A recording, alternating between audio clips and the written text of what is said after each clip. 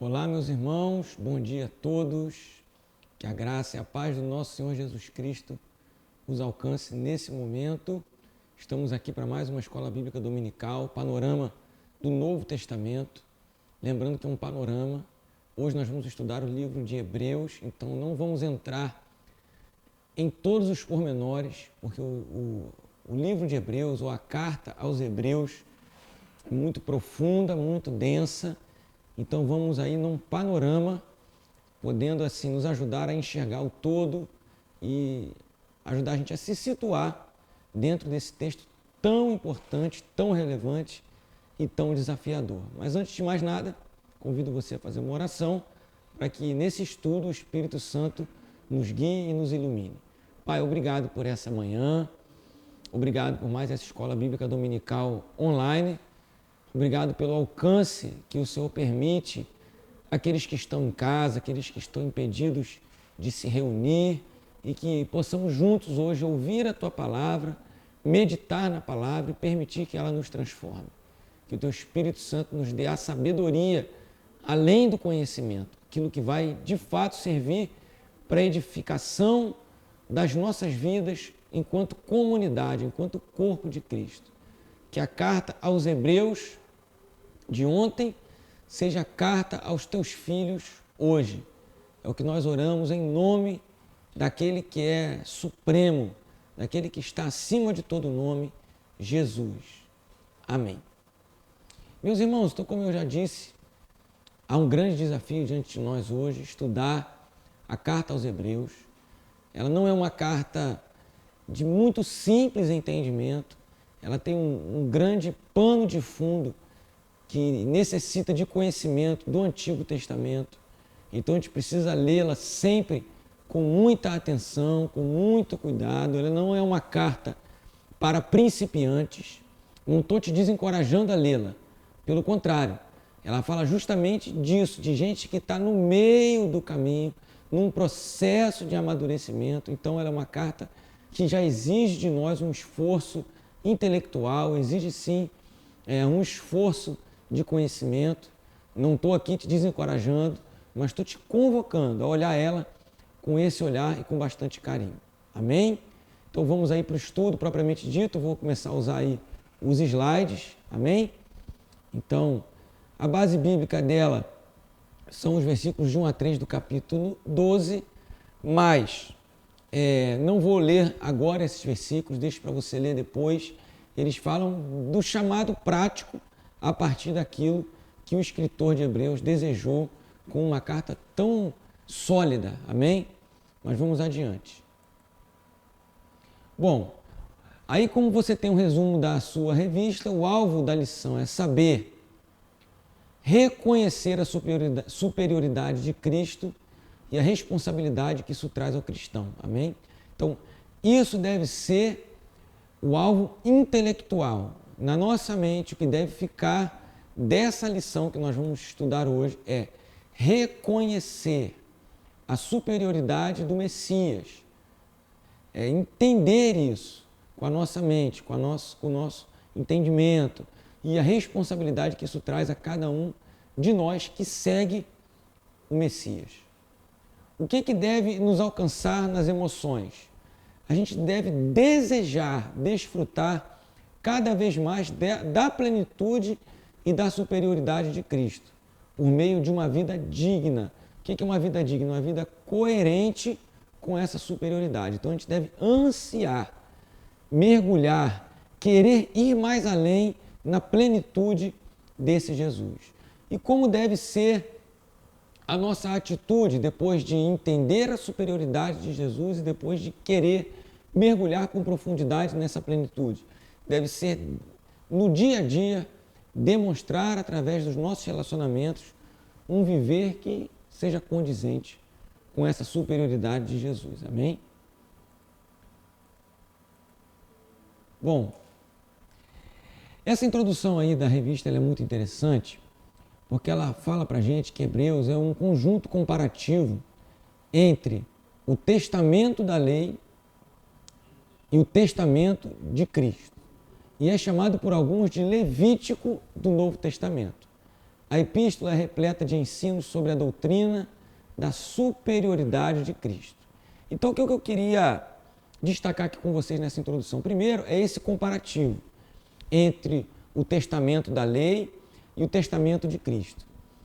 Quando ele fala testamento, ele está querendo usar o termo de aliança, aquilo que foi deixado e aquilo que foi pactuado.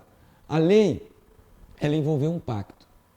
E o Messias trouxe um novo pacto, um novo testamento. Nós temos dois conjuntos de livros, de escritos, que nós chamamos de Bíblia. O Antigo Testamento e o Novo Testamento. Então, testamento significa aliança. O termo bíblico, né, aliança, ele é muito forte. Ele é muito importante em todo o drama bíblico. Desde Gênesis a Apocalipse, a aliança é algo muito importante para o povo de Deus. Mas a aliança, ela não é algo estático, apesar de ser eterno, ela foi sendo construída, aperfeiçoada, sempre com Deus propondo uma aliança, uma parceria. Então pense em aliança como uma parceria dinâmica que Deus sempre foi propondo para o homem, desde a criação, passando por Abraão, passando por Moisés e é isso que o escritor de Hebreus vai tratar aqui, e sendo aperfeiçoada, planificada no seu sentido máximo em Jesus. Amém? Então é por isso que a gente tem o antigo e o novo juntos. Quando ele fala de um comparativo, é porque eles se completam. A nova aliança, ela traz aspectos que já vinham sendo construídos na antiga, mas nós não podemos, ao mesmo tempo, parar na antiga. Então o livro de Hebreus ele é muito importante por causa disso. A nova aliança, ela não torna a antiga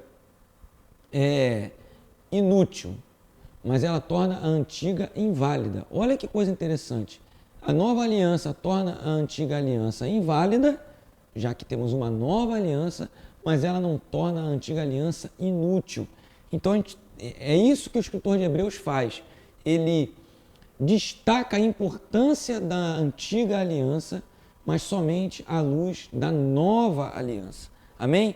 Então, a gente precisa de uma para entender a outra, mas ele vai dar a superioridade da nova aliança. Amém? Baseado na superioridade da pessoa de Cristo. Nós vamos falar muito sobre isso. Bom, vamos para esse slidezinho que eu gosto dele, porque ele traz algumas informações para deixar o nosso livro mais entendível. Então, ela faz parte de um grupo de cartas do Novo Testamento, cartas gerais, porque ela é destinada a um grupo de pessoas. O autor dessa carta, a gente vai falar um pouco mais disso na frente, ele é desconhecido, ninguém sabe ao certo quem é, ele não está indicado na carta, amém? Então nós não sabemos quem é. A sua datação é de um período tardio do primeiro século, mas alguns preferem colocá-la antes da destruição de Jerusalém, porque o autor aqui de Hebreus ele ainda faz muitas referências aos rituais do templo. Então, provavelmente, a datação dos textos do Novo Testamento não é simples, mas provavelmente ela foi escrita já para uma comunidade cristã que já lidava com as dificuldades de conciliar os rituais judaicos com a prática cristã, mas que ainda tinha o Templo de Jerusalém. Por isso, essa datação aí é no final da década de 60 do primeiro século. O local que ela foi escrito é Roma ou Jerusalém, ela permite essas duas possibilidades. O alvo eram cristãos judeus, então isso é muito importante a gente frisar, a gente vai dar um foco nisso mais na frente, mas eram pessoas convertidas ao Messias Jesus, mas que tinham um arcabouço, que tinham uma vivência familiar, religiosa e tradição do judaísmo. Por isso que o nome dela é Carta aos Hebreus. Amém? Era gente que tinha essa prática no seu dia a dia, no seu cotidiano. Eram judeus que se renderam ao Messias, que creram nas promessas do Antigo Testamento se cumprindo na vida do Jesus Nazareno. essa carta escrita para eles, algo que eu quero destacar aqui antes do versículo-chave, ela é um sermão, ela é um estilo de pregação. Então a gente deve encarar Hebreus como uma pregação. Ela não é como Romanos, que era um tratado, uma coisa pensada pelo apóstolo Paulo para ali elaborar e se apresentar aos romanos. Não, aqui, ela que nós não sabemos por quem foi escrita, ela é uma pregação. É bem verdade que é uma pregação bem completa, mas é como se o escritor de Hebreus tivesse pego textos do Antigo Testamento e pregado sobre eles à luz da obra de Jesus Cristo. Tá certo? Então a gente tem que ler essa carta se colocando no lugar de alguém que está ouvindo um pastor pregar, baseado nas escrituras que ele tinha. Tá certo? E o versículo-chave é Hebreus capítulo 6, versículo 8. Eu quero ler com vocês Hebreus capítulo 6, versículo 8. Mais na frente eu vou botar um slide com esse texto, mas não agora. Que diz o seguinte, é 8:6. Eu falei 6:8, mas está aí na sua tela correto. Hebreus 8:6. Mas agora Jesus obteve um ministério tanto mais excelente, quanto é também mediador de superior aliança, instituída com base em superiores promessas. Amém? Então veja que o editor da revista foi muito feliz em escolher esse versículo-chave, porque ele fala de três superioridades, de três coisas melhores. Um ministério melhor, uma aliança melhor e promessas melhores. Amém? Então, essa dinâmica de pegar algo que já era bom e elevar, é essa a dinâmica que o pregador de Hebreus viu em Jesus. Amém? E é isso que ele tenta passar para a gente, tá certo? É exatamente essa mensagem que ele tenta passar para os judeus convertidos ao cristianismo, se é que assim a gente pode dizer, que havia algo que era bom, mas foi elevado, foi aperfeiçoado através da vida e da obra do Messias Jesus, tá certo? E a gente vai ver ao longo aqui do nosso estudo como se traduziu na prática, em que aspectos isso foi importante para aquelas pessoas naquele momento, tá certo? Então a expressão-chave, você pode ver ainda aí no seu slide, aí no item G, é a supremacia de Cristo. Amém? O que significa essa supremacia e que implicações ela tem para esse povo? Vamos lá, o esboço está aí, ele divide, o editor divide essa carta em três revelações ou em três aspectos onde essa superioridade aparece. Dos capítulos de 1 a 4, ele fala da superioridade da pessoa de Cristo, amém? Da sua majestade. Nos capítulos de 5 a 10, ele fala da superioridade da obra de Cristo, o ministério, a liturgia, o seu serviço, aquilo que ele fez. Então, e esses dois aspectos, a pessoa e a obra de Cristo, a sua majestade e o seu serviço, ele fala da doutrina, ele elabora um ensino. E nos capítulos de 11 a 13, ele fala da superioridade da nossa vida em Cristo. Ele fala da vida dos ministros, daqueles que servem hoje. Então é uma questão de disciplina. Se eu pudesse dizer para vocês, para clarear isso aí, é como se ele, dos capítulos de 1 a 10, fizesse a exposição do texto, e nos capítulos de 11 a 13, ele traz a aplicação. Toda boa pregação, ela tem a exposição e a aplicação, ela tem um ponto prático. Então os capítulos de 1 a 10 tratam-se da exposição em dois pontos principais, que é a superioridade da pessoa e a superioridade da obra de Cristo.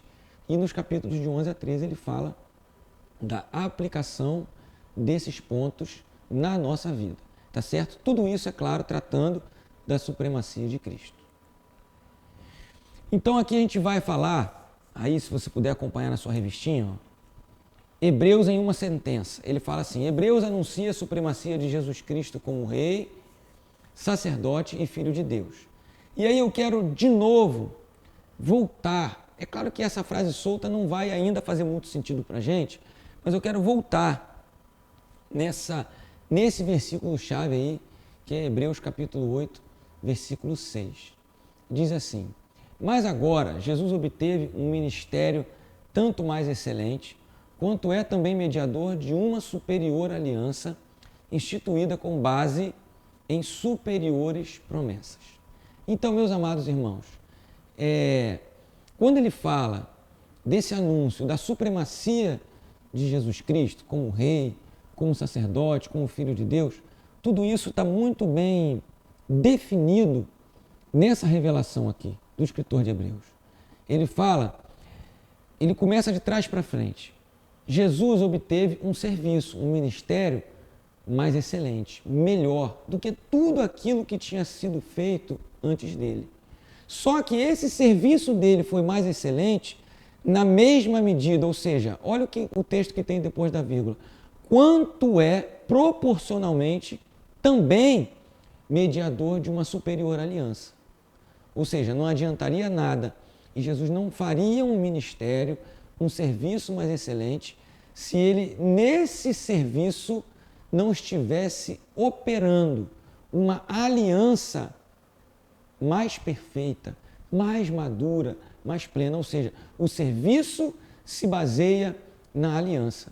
Um serviço melhor se baseia numa fidelidade a uma aliança melhor. Não adianta hoje a gente tentar transformar o cristianismo em preceitos se a gente não entender a perfeição ou a superioridade da aliança que nós temos com Deus agora, mas plena em Jesus Cristo. Falta-nos o tempo.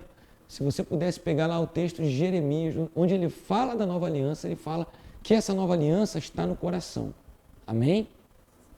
Quando eu digo falta o tempo é porque a gente está online, eu não gosto de passar muito aqui do tempo, eu sei que a gente perde o interesse. Se a gente estivesse ao vivo, com certeza a gente estaria debatendo texto por texto. E aí, essa aliança foi instituída com base em superiores promessas. Amém? Então, olha toda essa cadeia. Um serviço melhor, na mesma proporção que a aliança é superior, e essa aliança superior ela foi estabelecida com base em promessas superiores.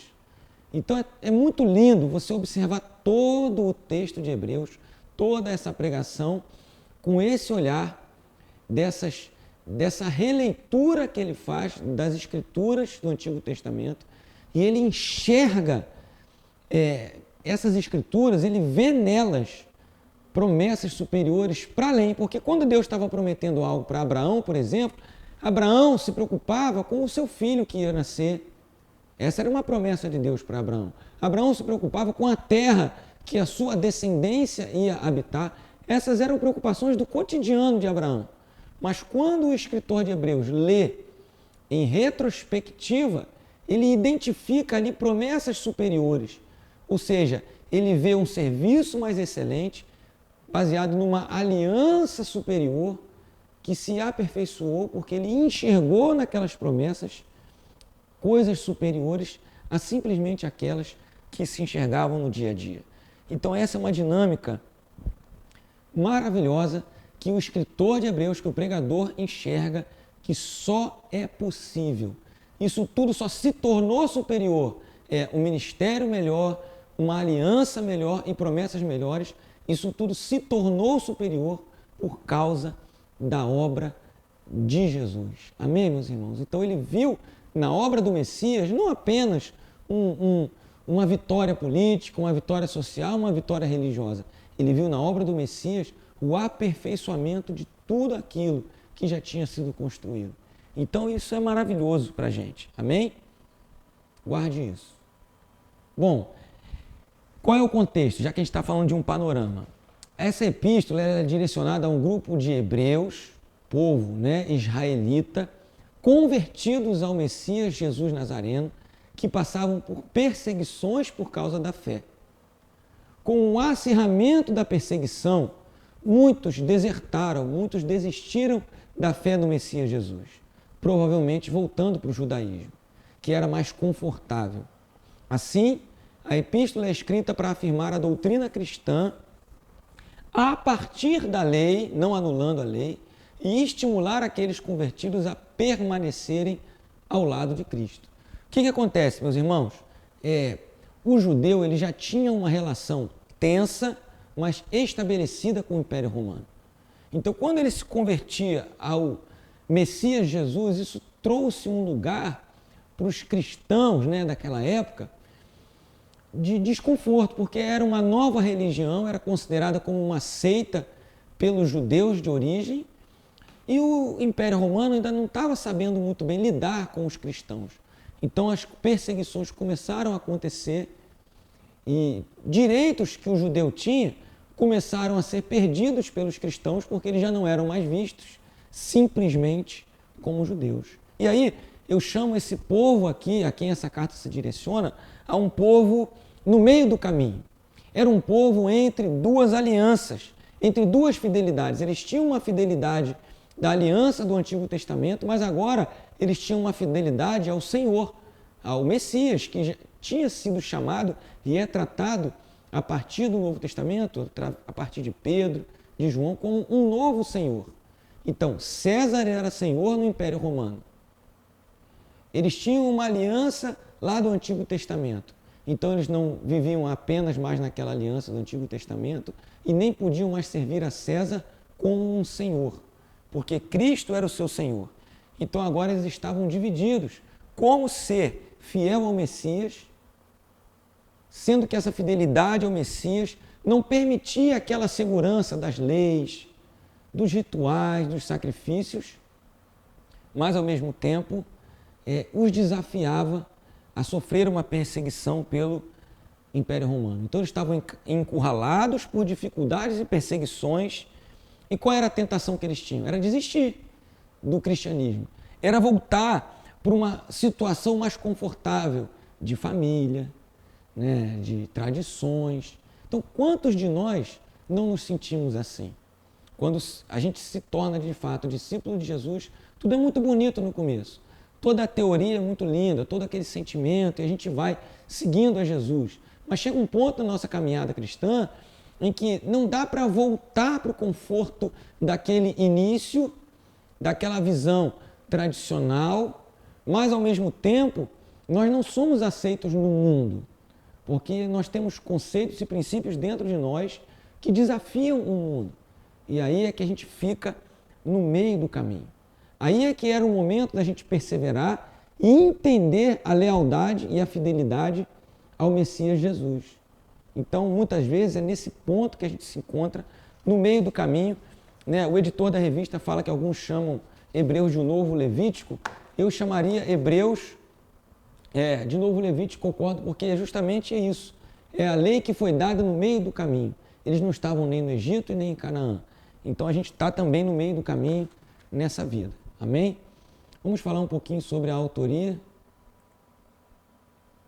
Ela não tem nome, né? Já aí na epístola, como já falei.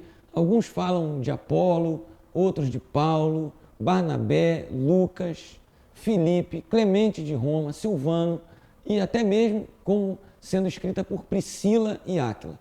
Bom, todos esses autores têm pontos favoráveis a eles e também pontos contrários. Então, a verdade é que nós não sabemos. Amém? Não sabemos quem é esse autor. O que a gente sabe? Que ele conhecia muito bem o Antigo Testamento, que ele conhecia a cultura helenista, porque ele dominava o grego, e isso é representado porque ele conhecia a versão grega de toda a Bíblia hebraica, né? Que foi traduzida para o grego, o que nós chamamos aí da Septuaginta. Amém? Então, a verdade é essa, gente. Nós não sabemos, sabemos que ele sabia bem. Então, uma mensagem que fica para a gente é que, mesmo sem saber o nome do autor de Hebreus, já que a gente está aprendendo com essa dinâmica, com esse jeito dele de ler as Escrituras, é que ele se empenhava em conhecer as Escrituras. Ele não enrijeceu as Escrituras, mas ele leu e ele se aprofundou e ele conseguiu fazer uma leitura das Escrituras a partir de Jesus. E aí o desafio que fica para a gente, nós do meio do caminho, por isso que é tão bom ter uma escola dominical, aonde a gente está?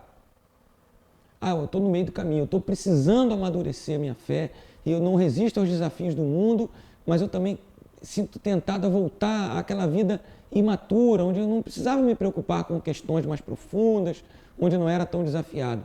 Então, a questão não é você desistir e nem se secularizar. A questão é você se aprofundar na palavra de Deus. E a pergunta que ele faz na revista é: quanto você tem se esforçado por isso? Amém? Essa é a questão. E isso é muito importante, meus amados, porque hoje é muito fácil a gente ouvir frases motivacionais, a gente seguir um pastor que a gente se identifica, que a gente gosta, que acha legal. Isso tudo é interessante, mas a gente vai ficar sempre sendo levado de um lado por outro por ventos de doutrina, enquanto a gente mesmo não se aprofundar na palavra. Por isso que é tão importante uma escola bíblica dominical quanto essa. Não só você ouvir a aula, mas você estudar a palavra. A gente está aqui se esforçando, todos os professores, para dar para você um panorama, para dar para você um contexto, para que você leia. Mas é você que tem que se aprofundar, é você que tem que estudar. Olha o que diz aí o texto de Hebreus, no capítulo 4, um texto muito conhecido, mas que se tornou real para o pregador de Hebreus. Hebreus 4, versículos 12 e 13, olha o que ele entendeu. Porque a palavra de Deus é viva e eficaz. Ou seja, não é uma coisa morta, uma letra. Ela é viva e eficaz. E mais cortante do que qualquer espada de 2 gumes. E penetra até o ponto de dividir alma e espírito, juntas e medulas, e é apta para julgar os pensamentos e propósitos do coração. E não há criatura que não seja manifesta na sua presença. Pelo contrário, todas as coisas estão descobertas e expostas aos olhos daquele a quem temos de prestar contas. Amém? Então, o que o escritor de Hebreus entendeu? Que ele lia a palavra de Deus na presença de Deus. E por isso a palavra se tornou viva para ele. Então, que seja esse um desafio para mim e para você. Não importa a situação que a gente esteja vivendo, não importa a circunstância em que a gente esteja, nós não podemos retroceder, mas nós precisamos avançar.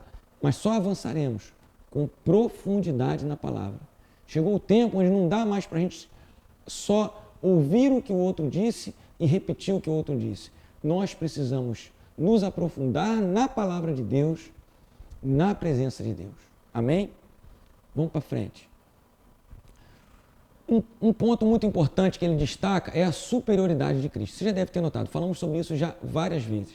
Esse é o tema geral dessa carta, a supremacia de Cristo. Ele colocou aí uma tabelinha que exemplifica isso. Não vou ler todos esses pontos, mas é muito interessante a gente observar que é assim que ele vai construir. Aqui está um esboço para você acompanhar a carta quando você lê ela toda. Mas ele fala que Cristo é superior aos profetas, Cristo é superior aos anjos, Cristo é superior a Moisés. Então é muito importante você ver que ele não nega os profetas, ele não nega a existência dos anjos, ele não nega Moisés. Mas isso é muito importante para o judeu. Ele coloca Cristo como superior a tudo isso. Então a gente tem muita dificuldade com isso. A gente quer pensar de uma maneira dualista, ou seja, se Cristo é superior a Moisés, Moisés não vale nada. Não, meus irmãos, não é assim que funciona. Esse é um pensamento errado que a gente tem, uma forma de construir os pensamentos erradas. Ele só está dizendo que profetas, anjos e Moisés, todos eles foram usados num propósito para chegar até o Messias. Amém? E que hoje eles, em retrospectiva, se você vivesse lá no tempo de Moisés, você estava caminhando em direção a Cristo. Hoje, em retrospectiva, a gente tem que olhar para os profetas, para os anjos e para Moisés a partir de Cristo. Hoje nós temos essas condições. Então, ele só coloca as coisas no seu devido lugar. E a gente entende que para colocar as coisas no devido lugar, nós precisamos de Jesus. Amém? Então, ele vai falar dessa superioridade no sacerdócio de Cristo. Primeiro, eu não sei, deixa eu voltar aqui, dá para voltar na setinha aqui, isso, dá sim. Então, quando ele fala da superioridade da pessoa de Cristo, ele fala, ele é superior como pessoa aos profetas, aos anjos e a Moisés. E quando ele fala da superioridade da obra de Cristo, ele fala da superioridade do sacerdócio, da aliança e do sacrifício, amém? Ou seja, ele está falando de obra agora. Não é que sacerdócio é errado, mas o de Cristo foi superior. Não é que a aliança estava errada, mas a de Cristo foi superior. Não é que o sacrifício estava errado, mas o de Cristo foi superior. Você está entendendo? O princípio que está ilustrado na pregação de Hebreus. E por último, quando ele fala da superioridade da nossa vida em Cristo, ele fala de princípios como fé ou fidelidade, amor e esperança. Amém, irmãos? Então esse é um esboço da carta que nos guia muito bem. Mas se a gente for pensar numa aplicação, eu gostei muito desse destaque que ele dá aí, é a aplicação sobre maturidade. A superioridade de Cristo deve nos estimular à maturidade cristã. Então, é muito interessante, ele coloca uma frase aí, né? Desconfie cada vez mais de si mesmo e confie plenamente em Cristo. Porque todas essas questões, anjos, profetas, Moisés, sacerdócio, aliança, lei, tudo isso muitas vezes pode trazer para a gente uma autoconfiança. Quanto mais a gente conhece, mais a gente coloca a nossa confiança nessas coisas. Só que quando a gente está em Cristo e entende a superioridade dele, a gente avança. A gente deixa de confiar na gente, a gente segue-o totalmente. Eu queria ler com vocês o texto aí de Hebreus, capítulo 5, a partir do versículo 11. Então eu sei que eu estou me demorando um pouquinho, mas deixa eu ver aqui, já estamos acabando, faltam poucos slides. Mas vamos ler esse texto aqui porque ele é muito importante no núcleo dessa carta. A esse respeito, Hebreus 5:11, temos muitas coisas a dizer, coisas difíceis de explicar, porque vocês ficaram com preguiça de ouvir. Pois quando já deviam ser mestres, levando em conta o tempo decorrido, vocês têm novamente necessidade de que alguém lhes ensine quais são os princípios elementares dos oráculos ou das revelações de Deus. Passaram a ter necessidade de leite e não de alimento sólido. Ora, todo aquele que se alimenta de leite é inexperiente na palavra de justiça, porque é criança. Mas o alimento sólido é para os adultos, para aqueles que pela sua prática têm as suas faculdades exercitadas para discernir não somente o bem, mas também o mal. Por isso, capítulo 6 agora, deixando os princípios elementares da doutrina de Cristo, avancemos para o que é perfeito, para o que é maduro, para o que é aperfeiçoado. Avancemos, meus irmãos, não lançando de novo a base do arrependimento de obras mortas e da fé em Deus, o ensino de batismos e da imposição de mãos, da ressurreição dos mortos e do juízo eterno. Vocês estão entendendo o que ele está dizendo aqui? Ele está dizendo que a obra de Cristo perfeita, entender esse princípio do aperfeiçoamento nos leva ao amadurecimento. Deveria nos levar ao amadurecimento. Mas ele identifica nesse povo, do meio do caminho, uma imaturidade. Ele fala, vocês são crianças, vocês só querem ficar no leite, vocês não querem fazer o esforço de exercitar as suas faculdades intelectuais, emocionais, espirituais, baseado na obra de Cristo. Ele fala que esse pessoal não queria avançar. Pelo tempo, eles já deviam estar ensinando. Então, quantas pessoas que a gente às vezes tenta empurrar, mas depende de nós encarar a obra de Cristo como uma obra de aperfeiçoamento, de amadurecimento na nossa vida. Como eu disse, é muito mais cômodo a gente se apegar àquele estilo de vida do início da fé, bebendo leite. Mas nós precisamos amadurecer. Amém, meus amados?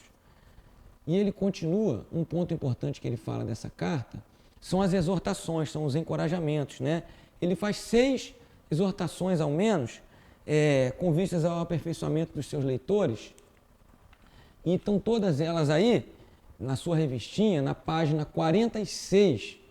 Eu não vou ler cada uma delas, mas só vou citar, porque é importante, né? Então ele exorta, ele encoraja o pessoal, a partir da superioridade de Cristo, e isso se torna uma coisa prática, a eles saírem dessa zona. Que zona é essa? De negligência, de desobediência, de imaturidade, como eu falei, de rejeição ao Messias, de rejeição à comunidade. Ele fala, olha, vocês têm que estimular uns aos outros a congregar, ao desprezo por essa obra tão superior de Cristo e torná-la uma obra banal e à acomodação.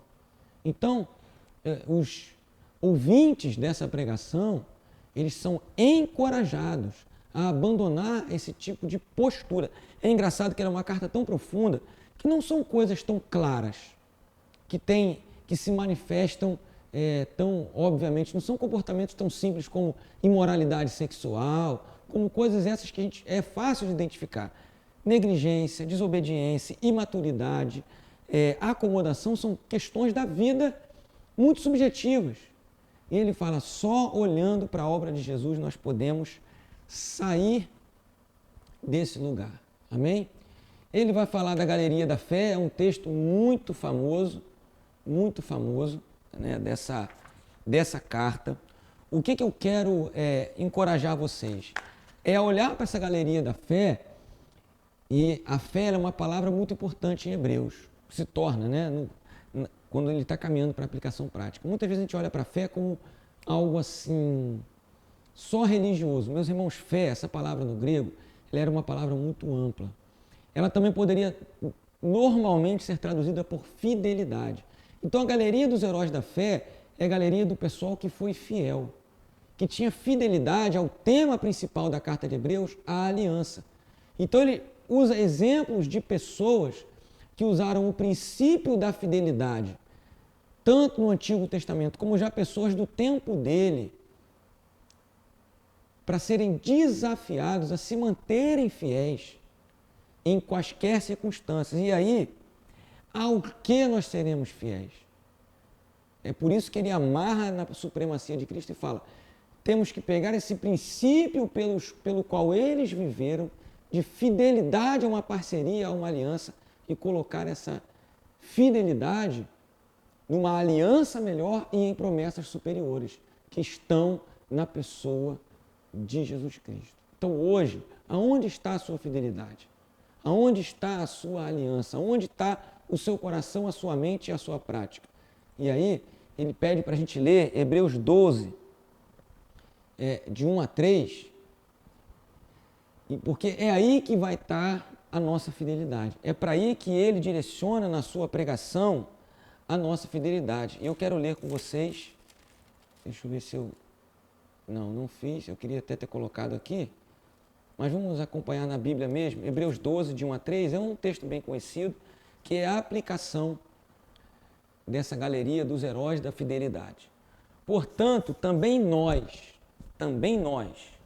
visto que temos a rodear-nos tão grande nuvem de testemunhas, não é uma grande nuvem de testemunhas, só que está no céu, ou gente que está te olhando hoje. Não. O que ele está dizendo é de gente que viveu no passado, que provou que é possível viver por esse princípio. Livremo-nos de todo o peso e do pecado que tão firmemente se apega a nós e corramos com perseverança a carreira que nos está proposta. Olhando firmemente para o autor e consumador da fé, Jesus. Olha que coisa interessante. O qual, em troca da alegria que lhe estava proposta, suportou a cruz, sem se importar com a vergonha, e agora está sentado à direita do trono de Deus.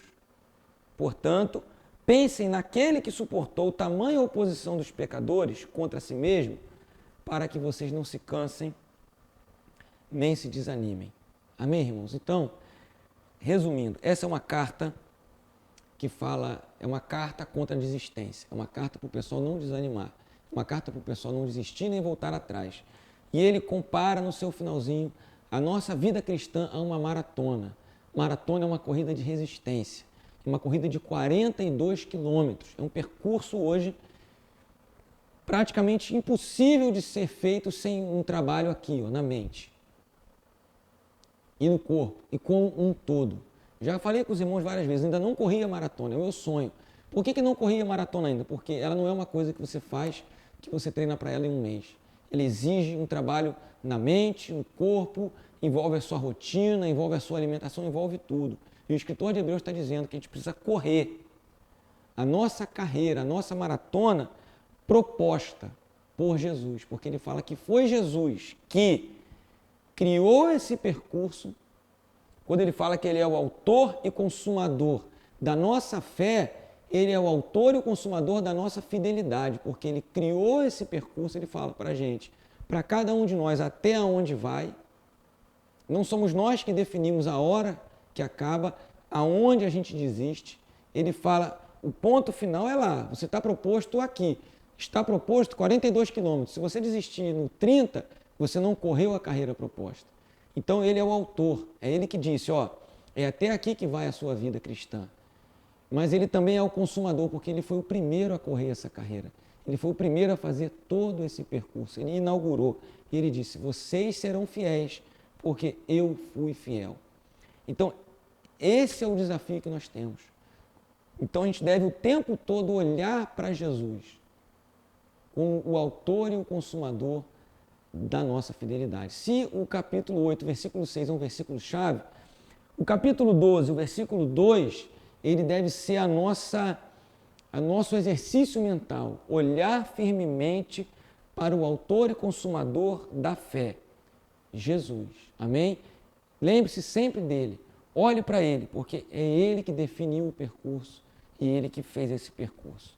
Então, meus amados, e ele define um percurso superior. Ele não se acomoda nos princípios rudimentares, ele não se acomoda no secularismo, ele define um percurso superior, porque ele, já lemos, né? Ele fez um ministério excelente, baseado numa aliança superior, que é baseada em promessas superiores. Então, meus amados, que a gente não se contente com menos que isso. Eu termino com essa frase aí dele, né, que está na revistinha. No cristianismo, portanto, o mundo deve reconhecer a religião definitiva. Judeus e gentios, devotos de todos os credos e filosofias, verão suas diferenças reconciliadas nesta nova mensagem que reúne em si todas as mensagens enviadas aos homens por Deus. Está entendendo que coisa linda? Ele não nega as primeiras mensagens. Ele simplesmente fala, no princípio Deus falou pelos profetas, agora ele falou pelo Filho. Ele não disse que Deus não falou antes, ele disse só que Deus falou de uma outra forma. A nossa mente, ela tem muita dificuldade, como eu já disse, em entender isso hoje. A gente acha que se Deus está falando hoje dessa forma, antigamente não era Deus falando. O escritor de Hebreus ele fala, antigamente era Deus falando. Só que hoje ele falou de uma forma melhor, de uma forma amadurecida, de uma forma plena através do seu Filho. E aí é com essa superioridade que a gente fica. E aí eu faço uma observação que eu acho que fica melhor dentro do próprio contexto do nosso estudo. Ele termina dizendo assim, assim sendo, a epístola, está aí na sua revistinha, na página 48. A epístola toma a forma de uma demonstração do valor absoluto do cristianismo. Então, eu acho que isso é um erro, porque toda a construção da carta não fala do valor absoluto de nenhum ismo. Ele fala do valor absoluto do Messias, porque senão nós corremos o risco de transformar o segmento do Messias, que é esse desafio do aperfeiçoamento cotidiano, do segmento da carreira, da fidelidade proposta em todos os desafios da nossa vida, em sermos fiéis ao cristianismo. Isso pode parecer um pouco louco, que eu vou te falar. Nós não temos que ser fiéis ao cristianismo, nós temos que ser fiéis ao Cristo. Nós não temos que ser fiéis ao messianismo, nós temos que ser fiéis ao Messias, porque ele é o autor e consumador da nossa fidelidade. Não é o cristianismo, é a pessoa de Jesus que é superior por causa da sua obra, por causa da sua aliança e por causa das promessas que ele cumpre. É ele que é superior. Então, toda essa construção está muito correta. Se a gente entender o valor absoluto do Messias, se a gente entender o valor absoluto da obra de Jesus Cristo. Amém? Que foi perfeita em sua totalidade e é suficiente para propor e para consumar a minha fidelidade e a sua fidelidade. Esse é o desafio da carta de Hebreus, que nós sejamos fiéis porque Jesus foi fiel e a fidelidade a esse Messias é a fidelidade a algo que é superior, algo que é pleno, algo que é perfeito, acima e além de todas as ideologias, de todos os ismos que nós criamos porque somos limitados. Amém, amados? Vamos orar mais uma vez, que Deus nos ajude aí nessa escola bíblica dominical. Senhor, obrigado por mais uma palavra, por mais um panorama, que tenha ficado para os irmãos aqui um gostinho de quero mais, uma vontade de ler o livro de Hebreus e de aprender com esses princípios da capacidade que o Messias Jesus teve de nos aperfeiçoar, de nos levar a um relacionamento profundo, exato, com o Deus verdadeiro, tendo consumado a obra e nos chamado para segui-lo. Eu oro pelos meus irmãos que estão assistindo essa aula, que talvez estejam no meio do caminho, que talvez já tenham desistido, ou estavam pensando em desistir, que eles não desanimem, porque a obra, a carreira foi proposta pelo Messias, aquele que nos dá a capacidade de segui-lo. Essa é a nossa oração, no nome dele. Amém. Amém. Deus abençoe a todos. Um ótimo domingo para vocês.